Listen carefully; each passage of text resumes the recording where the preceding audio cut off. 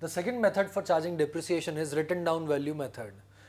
This method is also sometimes referred to as diminishing value method,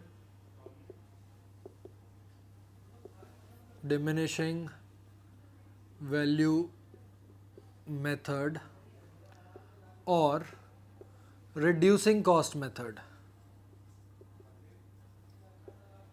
reducing cost method.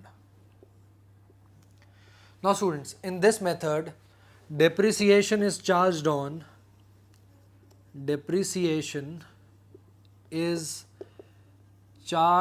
on book value of the asset. That is, the cost or the value that we get after deducting depreciation from the cost.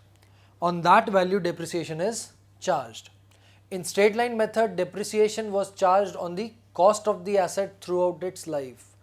But in case of written down value method, it is always charged on book value. Let us take an example to understand this point. Assumingly, you purchased an asset for rupees 10 lakh, depreciation is at 10% per annum.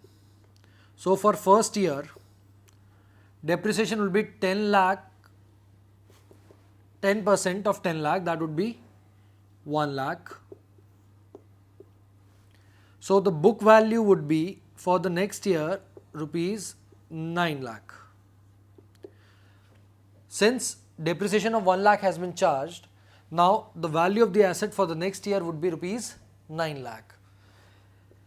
In second year, this depreciation of 10% would be charged on 9 lakh. So that would be 10% of 9 lakh is 90,000. So in the beginning of the third year, the book value would be rupees 8 lakh 10,000. Again, at the end of the third year, depreciation would be 10% of 8 lakh 10,000, that would be 81,000, and the remaining would be the book value for the fourth year.